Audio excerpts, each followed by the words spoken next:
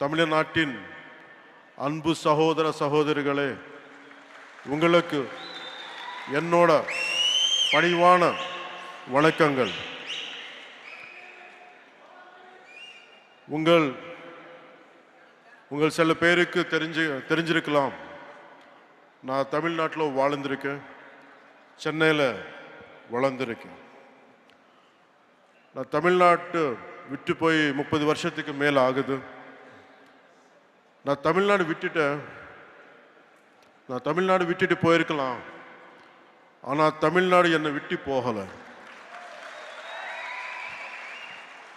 ஏன்னா தமிழ்நாட்டு என் மேலே ஏற்படுத்தின தாக்கம் ரொம்ப ஆழமானது.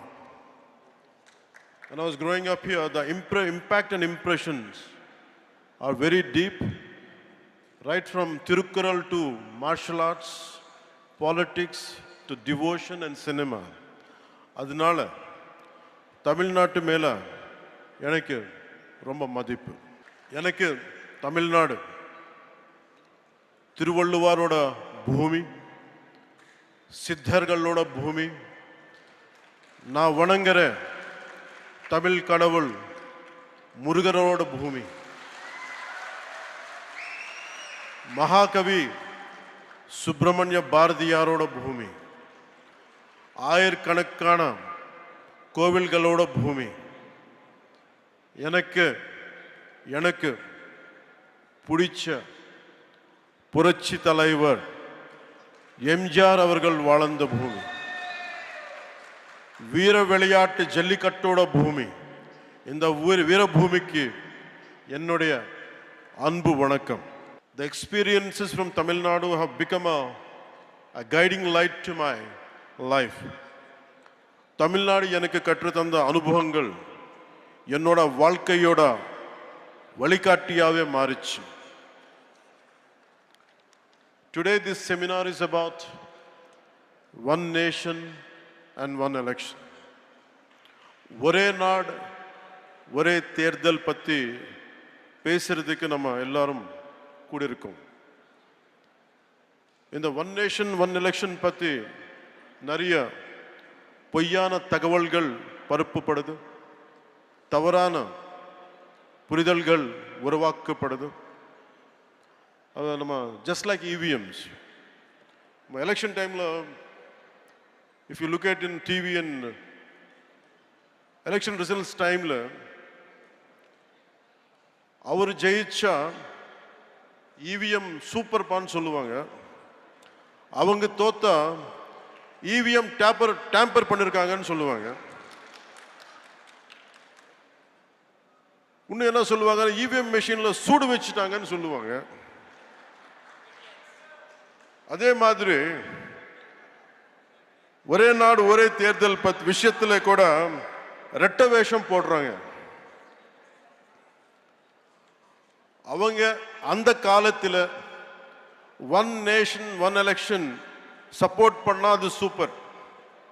இப்போ திருப்பி அதே ஒன் நேஷன் ஒன் எலெக்ஷன் இப்போ கொண்டு வந்தா அது மோசம். இது எப்படி இருக்குன்னு தெலுங்குல சொல்றேன். அத்தை பகல் கொடுத்தே பார்த்தக்குண்டா, கோடல் பகல் கொடுத்தே கொத்தக்குண்டா. நான் தமிழில் சொல்கிறேன், தப்பாக இருந்தால் கொஞ்சம் மன்னிக்கணும். மாமியார் வடைச்சா மண் குடம், மருமக வடைச்சா பொன் குடம். వాళ్ళు చేస్తే அவங்க பண்ணால் ரைட்டு, நம்ம இது முன்னாடி எடுத்துன்னு போனால் தப்பு. ஸோ ஒரே நாடு ஒரே தேர்தல் இந்தியாவுக்கு புதுசில்லை, நம்ம தமிழ்நாட்டுக்கும் புதுசில்லை. ஃப்ரம் 1952 to 1967 வரைக்கும் நாட்டோட ஃபர்ஸ்ட் எலெக்ஷன்ல இருந்து அடுத்த 2 decades it was always simultaneous elections, assembly and parliament. When the cycle was broken, simultaneous irukkanumanu insist pannadu vera yaro illa, anikku chief minister Kalaignar Karunanidhi avargal, and he is the one who insisted, he is the one who wanted this to happen. And today the sad part is they are opposing it. One election is not an untested theory, but rather a return to a system that our country successfully implemented in its formative years. This was when we just got freedom. In the most difficult early decades, our Bharat, Namanat, demonstrated a remarkable unity, irrespective of parties, and administrative capability by holding largely a synchronized elections for nearly 2 decades. Today, whoever is opposing the one nation, one election should go and read Kalainar Karunanidhi's argument in Nenjikku Needhi in favor of simultaneous elections. Karunanidhi avargale urged the center to constitute a committee to restore simultaneous elections. That's what exactly is being done today. National leadership is implementing the vision of none other than Kalainar Karunanidhi avargal. His dream, his thought. And it is strange and bizarre. We are trying to implement Ayya Muttavel Karunanidhi's proposal. And it is strange and bizarre. Ayya Muttavel Karunanidhi Stalin avargal opposing what his father has proposed. This is what we all should look into it. No matter in all these years, the last few decades, somewhere in the nation, elections keep on happening. We are losing focus. We are losing man days, greatest wastage of expenditure, constantly big brick batting, constantly mudslinging from different political parties onto each other. Somewhere we have to put an end to this. One election is over, suddenly one more election comes. And we are getting tired of just because of looking at it. But the problem is about the development is taking a back seat. So I'll share a few examples to you. If young and resource-constrained India could achieve a system akin to one nation, one election for nearly 2 decades after independence, then what is preventing a strong, a prosperous and technologically advanced Bharat from implementing the same now? What obstacles stand in the way of embracing a system that promises greater stability, reduced expenditure, and a more focused approach to governance?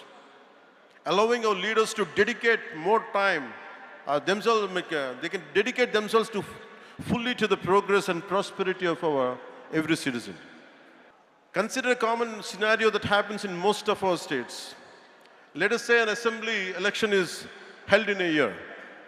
Later the state goes to the local body and panchayat polls in another 1-2 years' time. But by the time this ends, the preparations for Lok Sabha begins again.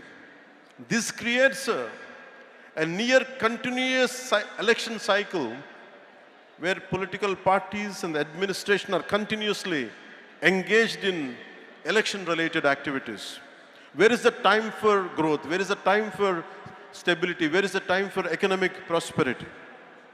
For instance, if a state had assembly elections in 2021, local body polls in 2022, and then the national elections in 2024, the focus on consistent governance is inevitably diluted. The opposition also engages mostly in electoral strategies and electioneering and giving only limited attention to fighting for the public causes. India is in a constant state of election preparedness. Political parties are almost in a campaign mode, and that is not a good sign of healthy democracy.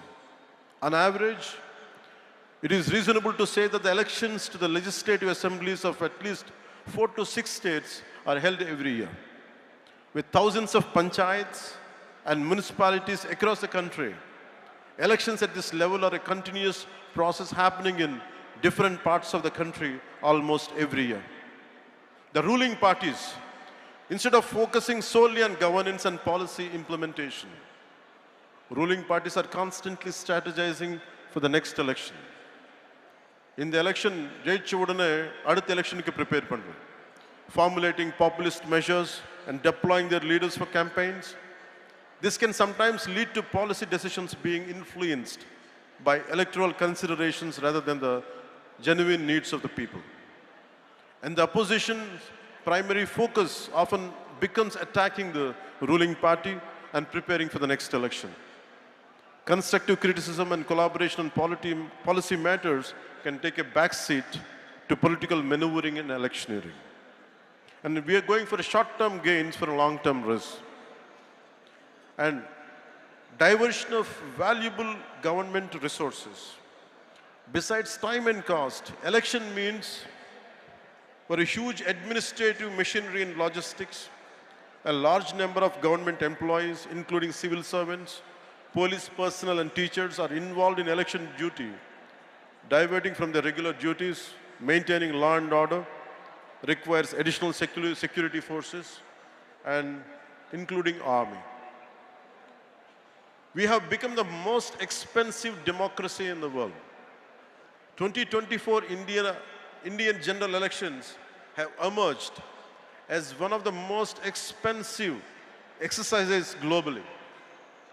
According to the estimates by the Center for Media Studies, the election cost approximately 16.3 billion, surpassing the roughly 15.9 billion spent on 2024 US presidential election. Furthermore, we consider the cumulative cost of state assembly, municipal and panchayat elections. The financial burden on the Indian economy is substantial, diverting significant resources. So if we could, the Ramnath Govind Committee's report suggesting that by implementing one nation, one election could potentially lead to a 1.5 increase in India's GDP, translating to roughly 4.5 lakh crores. If GDP increases, there will be a change in every common man's life. This represents a significant opportunity. This amount could be utilized to create vital infrastructure, build highways, invest in healthcare, education, raise the standard of living for millions of our countrymen. This potential economic gain highlights the urgent need to revisit one nation, one election and reclaim the sources we have been losing for decades. Opposition சொல்லிட்டே இருப்பாங்க. This would challenge the regional parties' leadership. This would harm the federal structure.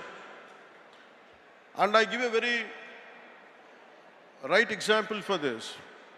Where I come from, Andhra Pradesh, there is always simultaneous elections. In between, or 10 வருஷத்தில், but in between after that, from post-freedom to till date, we have simultaneous elections apart from few 1 or 2 decades. Till recently, till the last elections, we had parliament and we had assembly. Nothing has changed. There were times national parties had lost, and it's more, the recognition is more for regional parties. There were times Congress had lost, TRS came in Telangana. There were times BJP had lost, and Telugu Desam or some other parties came. It's always, so there is no strength in this argument. It doesn't hold any water. And people also have become, if you look at Odisha elections in 2019 and 2024, if you look at the Odisha example, people opted for the regional party in Odisha and they opted for parliament for center, for BJP. So we are questioning the people's integrity. We are questioning the people's smartness. It is people who decided to be here. It is not us. It is not political leaders. One nation, one election is the will of the people of this country. We, all the political leaders should be, who is opposing it, should be aware of it.